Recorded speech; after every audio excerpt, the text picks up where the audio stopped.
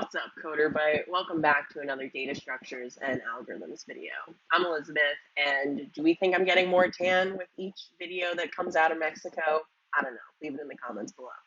Um, Today, we are going to introduce a brand new series. I'm not going to give it away in this intro. I'll wait for the slides for that, but I really like this series. I think it's going to be really useful in kind of conceptualizing all of the different patterns you might see in interview questions that you might get. Because remember, even though there are infinite amounts of possible interview questions you might get, there are a finite number of kind of underlying concepts. So that's what this series is all about. I hope you all enjoy it. I think it's going to be really awesome. And yeah, let's get into it. So although there are an infinite amount of potential interview problems that you might get or be faced with in an interview, there are a finite number of underlying concepts. And that's what this new series is all about, those finite number of underlying concepts for that overwhelming, infinite sea of possibilities that you might kind of encounter as you're interviewing throughout your career. This series will be introducing the most common interview problem patterns to give you the tools to solve any interview problem that comes your way. So you can kind of think of this series as your interview toolkit. And each of these tools we're going to discuss, or patterns, are going to be useful for a certain kind of problem, a subset of problems. And you remember, like those problems that have to do with that tool set, they could have a lot of different variations that you'll see throughout your career, but it's going to be, you're going to reach for a hammer for a certain kind of tool, for a certain kind of problem, and you're going to reach for a screwdriver for another kind of problem. And that should help you kind of make sense of this kind of vast amount of potential things that you're faced with in an interview setting, so that you feel more comfortable at least knowing what tool you'll use to solve the problem, even if you don't quite yet know how you're going to use that tool to solve the problem. So some of the patterns we're going to be learning in this series will be the sliding window pattern. You might use this for finding, let's say, the maximum sub of a subarray. So again, this is just an example of a problem that you would use this pattern to solve. 2 pointers. An example problem that you'd use 2 pointers for is removing duplicates. Fast and slow pointers. You might use this to find a cycle in a linked list. Merging intervals. This might be useful for any sort of like conflicting appointment problem. Breadth first search. This is useful for binary tree level order traversal. So you're doing a traversal of a binary tree by level, right? As opposed to a depth first search, which is not by level, but you'd go down a certain path all the way to a leaf node. Depth first search. So this would be useful for finding a path with a given sequence in a binary tree, something like that. Subsets. This is useful for permutations. Top K elements. This is useful for finding something like the kth, that's a weird word, kth, if that's a word. I'll say it one more time. Kth smallest number. So let's say you have a bunch of integers and you want to find the 4th smallest number. So that would be what this pattern would be useful for. Dynamic programming. This is useful for something like the knapsack problem, which is a pretty famous problem, but it has to do with like putting rocks in a knapsack in a certain order and figuring out, I don't remember what the problem is, but like, you know, something like how to fit the rocks in the knapsack, carry it up a hill, cry because you're carrying a knapsack full of rocks, something like that, kind of like interviewing for a software engineering job. So we'll get to that as well. And more. So I would say there are probably about 15 to 20 patterns out there where any interview problem you will come across is going to fall into one of those 15 to 20 patterns. Now, that sounds like a lot, 15 to 20, but there are some like really common patterns. So I would say, really good to know certain ones really, really well. And then at least you should, hopefully have some familiarity with all of the patterns so that nothing surprises you in an interview. That's kind of the goal of looking at these interview problems in this way, that nothing should surprise you, because you should be able to put every interview question into some bucket and then know how to approach that sort of problem going forward. So for this, the first few videos in this series, we're going to talk about the sliding window pattern. So in this video, we're going to cover an introduction to the sliding window pattern, kind of what it is and how you should think about this sort of problem. And then we're going to do a sliding window problem. We're going to actually take a problem and apply the sliding window pattern to solve it. Okay, so what is the sliding window pattern? In many problems involving an array or a linked list, we are often asked to calculate something among subarrays of a given size. So we get an array of numbers, it's 10 numbers, and we need to figure out like the maximum sum of all the subarrays of length 3, right? So which 3 consecutive numbers in the big array creates the largest sum. Often these subarrays overlap, which allows us to optimize our algorithm and not recompute the overlapping sections. So in the example that I just gave, there are going to be overlapping groups of 3 integers, and we're going to have to calculate the sum for each of those smaller subarrays, but we don't have to recalculate the sum for every single subarray, because a lot of them are overlapping with each other. And so we can use a sliding window to discern what might be overlapping between the subarrays versus what's a new element to be computed, right? So if you have, again, that same example of 10 integers, and you look at the first 3 integers, and then you look at, the second, third, and fourth integer as the next subarray, you don't have to recompute the sum of those overlapping middle 2 integers. So if you weren't following what I just said, that's fine, because we're going to go over an example with like actual, I'll show you in the slides what I'm talking about. But that's essentially what this pattern is all about, is kind of moving a window from place to place and keeping track of what the window is showing at any given point, and then just removing or adding, or depending on what the problem is, rather than recomputing the whole thing every single time. So let's talk about our problem that we're going to be working on today. So given an array, find the average of all contiguous subarrays of size k. So let's look at an example. Here's an example array, right? So we have it's just an array with integers 1, 2, 3, 4, and 5, and k is equal to 3. So that means it's asking us to find the average of all of the subarrays of size k, and contiguous just means, this is 1, 2, and 5 is not a subarray. It has to be touching. So 1, 2, 3, 2, 3, 4, 3, 4, 5, the average of each of those smaller subarrays. So the answer for this one is a new array with the averages here. So the average of 1, 2, and 3 is 2. That's easy enough to figure out. The average of 2, 3, and 4 is 3, and the average of 3, 4, and 5 is 4. And so those are our averages, and that is our answer. Now, how might we go about solving this problem? So obviously, I always suggest, if you don't know the answer right away, it's really important to just solve it naively, brute force it, and then kind of go from there and optimize, right? So how would we solve this naively? Obviously, we would go through every single contiguous subarray and calculate the average for each one. So that would kind of look like this, right? So it's the same example from before. We have an array of the integers 1, 2, 3, 4, and 5, and k is 3. So k is that size of the subarray. So we would have, our answer, which is 2, 3, and 4. How did we get that? Here is our, calculations of the average, right? So the first thing we do is we take the first 3, 1, 2, and 3, we add them together, we divide by k, right, which is the size. So that's 3. Then we take the next one, 2, 3, and 4, add them together, divide them by k, which is 3, we get 3.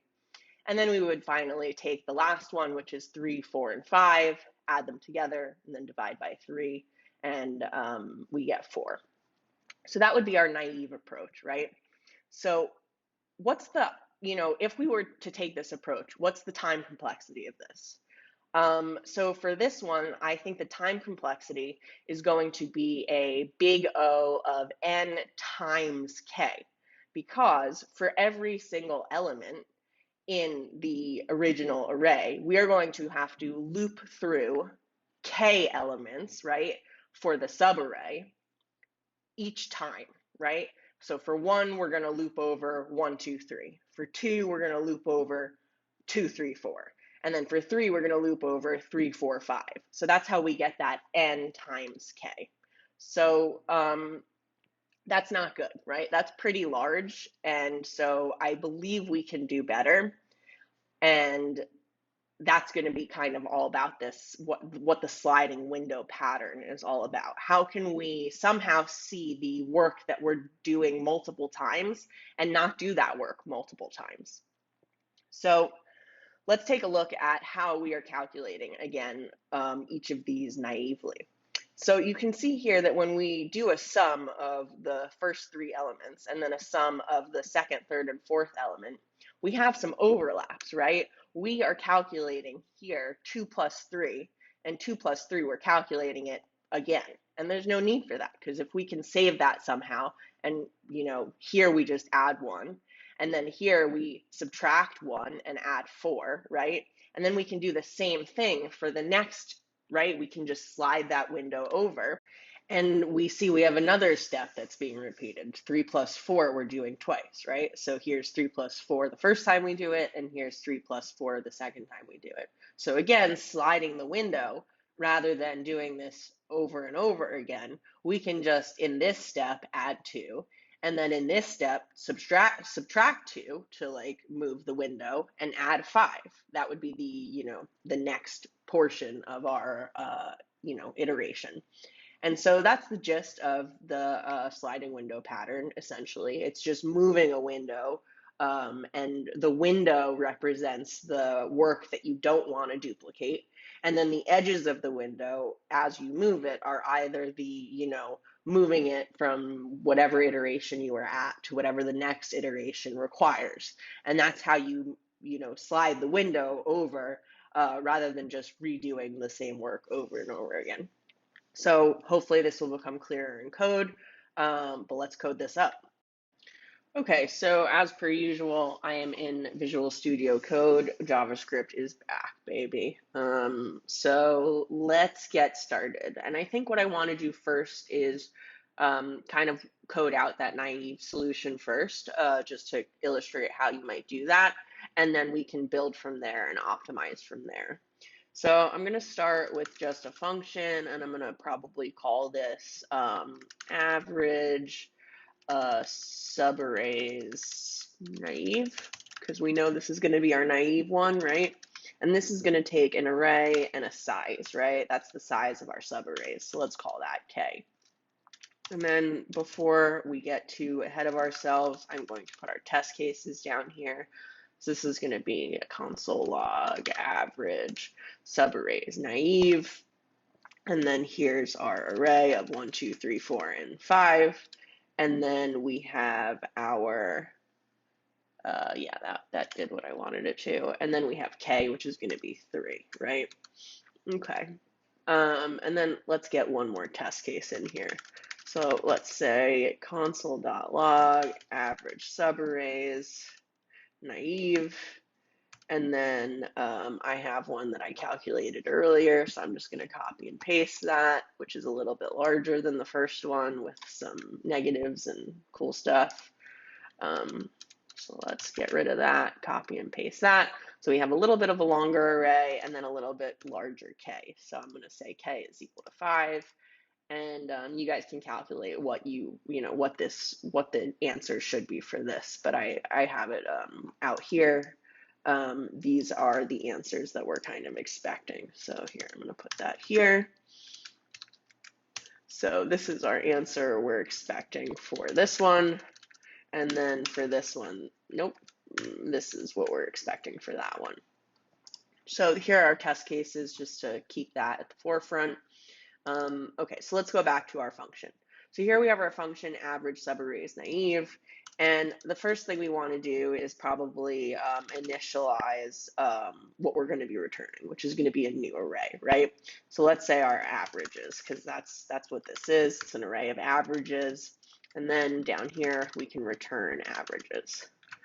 Okay, easy so far. So let's talk through kind of what do we want to do here for our naive approach.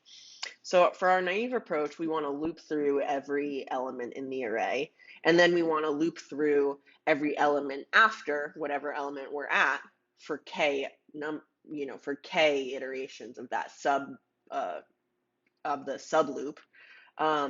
And we want to calculate the average and then just push it to our averages array, right? So that's pretty straightforward. So let's do that. So we have our let I equal to 0, I is less than, and now here, this is interesting, right? Because we don't actually want to loop through every single element in our array, right? Because when we finally get to the end of the array, so let's say here, we have 1, 2, 3, 4, 5. When we get to 3, we actually want to stop, right? Because we've already reached the maximum. 3, 4, and 5 is going to be all in that subarray, which is denoted by k, right? We're looking at subarrays of size 3.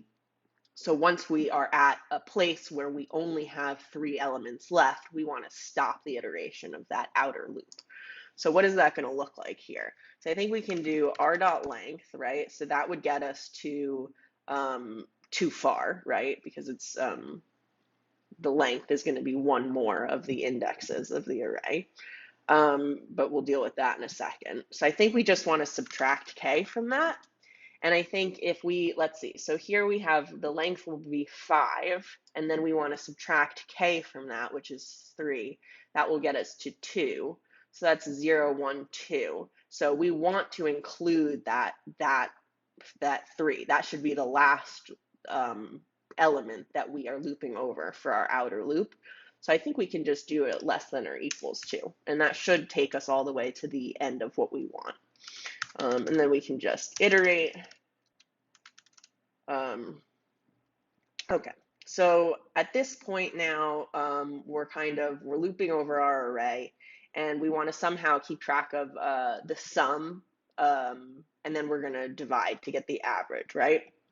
So here, I think what we want to do is we want to have another loop, and this is going to be let j equals 0. Let's say j is less than k, j plus plus, right? So this is going to be our sub iteration where wherever we are with I, we want to continue looping for k integers after wherever we are with I, as if moving my hand like this is helping explain anything. But sorry, guys, it's good for me. Okay, so now we have our subarray, or our sub looping, right?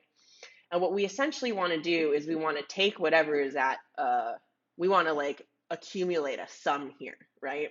So let's initialize a sum. Let's say let sum equals 0. And then for every single iteration here, we want to add to our sum, right, plus equals whatever is at the array index of I plus j. Because that way, you know, when we're at, let's say, the 0th index of I, we will add 0 to it, and we will just get whatever is at I. Then we will get whatever is at I plus 1. Then we will get whatever is at I plus 2 until we reach k, which is 3, right? So that's how we can kind of get that initial sum and then kind of aggregate all of those values together.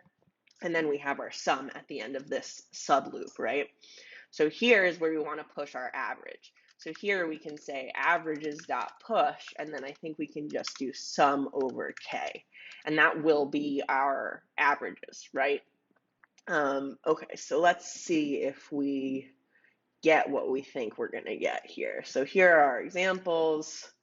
Make my terminal a little bit smaller, get into the videos, and then let's call this.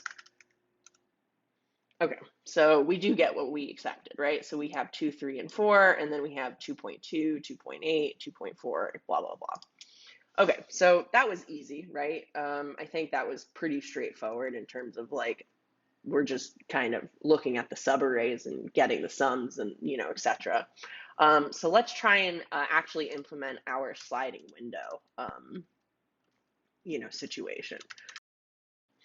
So firstly, let's name our function. So this is going to be our better one, our sliding window one. So let's just call it average subarrays. And it's going to have the same function signature as, the naive solution, of course.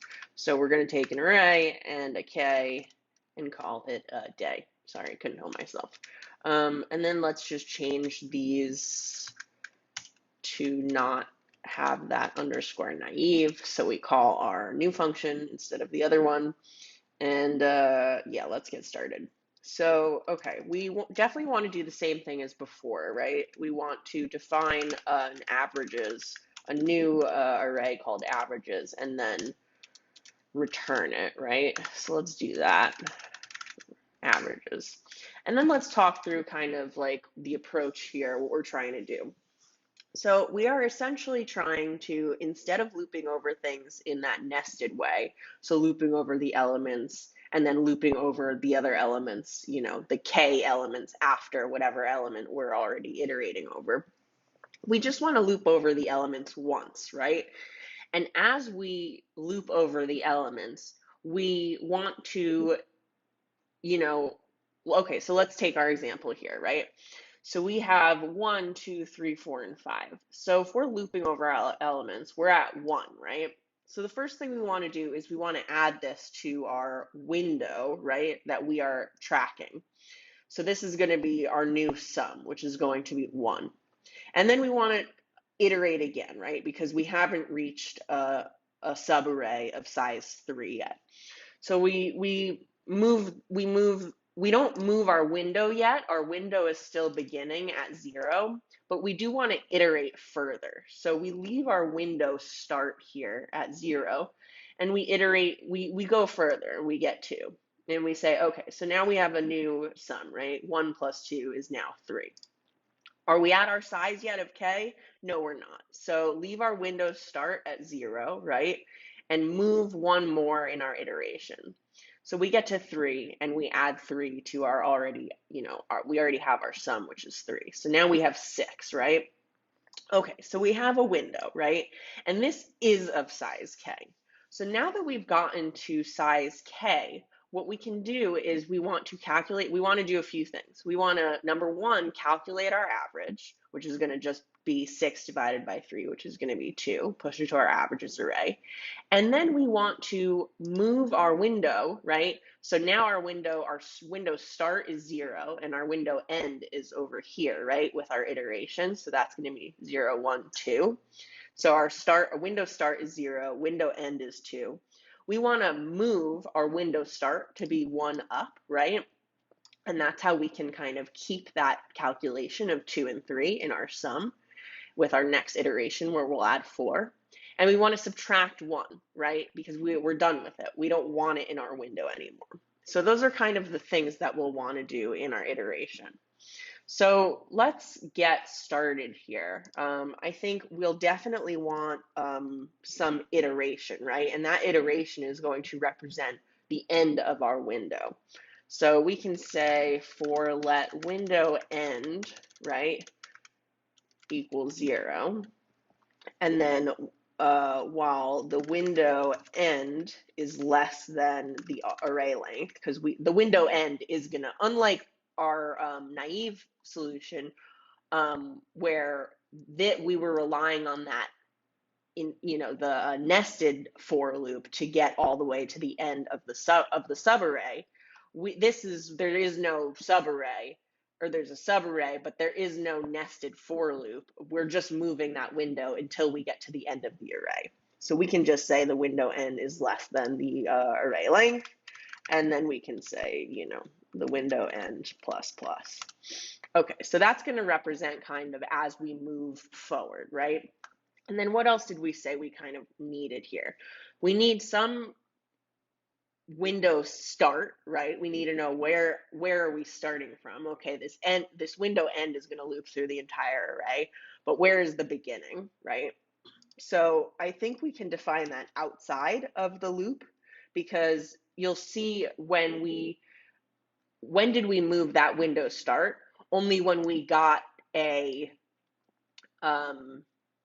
our window size was the same as K, right? That was when we knew, okay, now we can move the window start 1, right?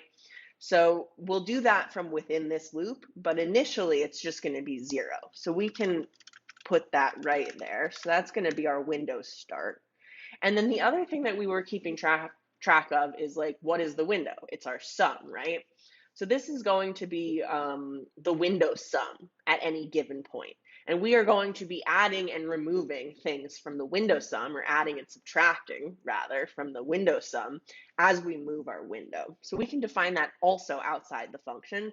And then outside the for loop. And then inside the for loop will be where we kind of move that window start, and we change the sum based on, the size of the window. So that's all seems confusing, but it's actually pretty simple once you see it in code. So here's where we'll keep track of that window sum, which is also going to be initialized at 0.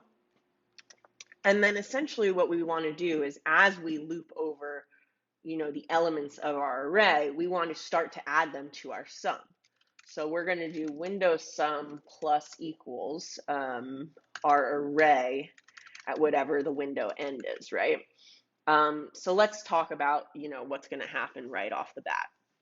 So our first iteration, we have our window start is going to be 0, and our window end is going to be 0, and our window sum is going to be 0.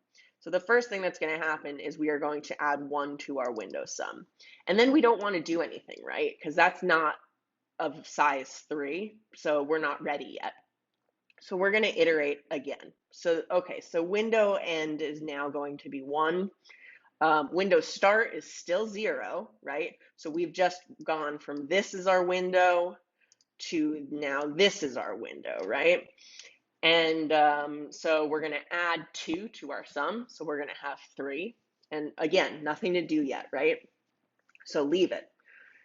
We are going to iterate one more time, right? So we are going to now leave our window start at 0, but now our window end is 2. So we're going to first add 3, right? So now we have 3 plus 3, which is our window sum. So that's going to give us 6.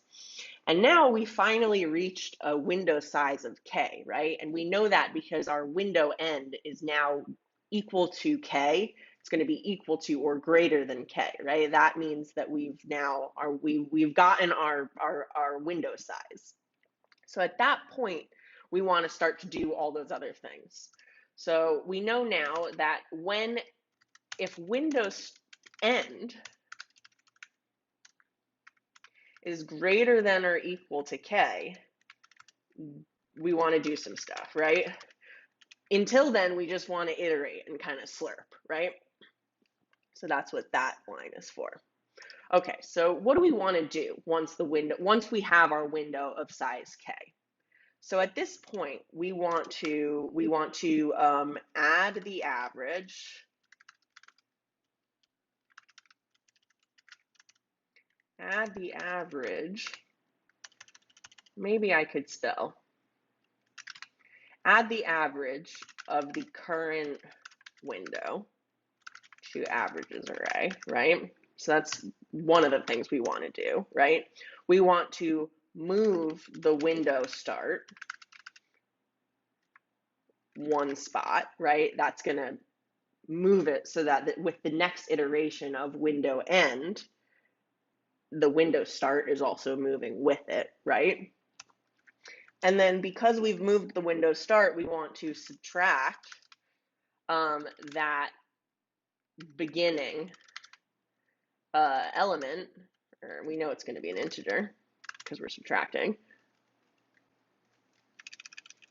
Instead of beginning, I'm going to say the subtract the integer at the window start from the window sum, right? That's, again, these are both of these steps equals moving the window, right?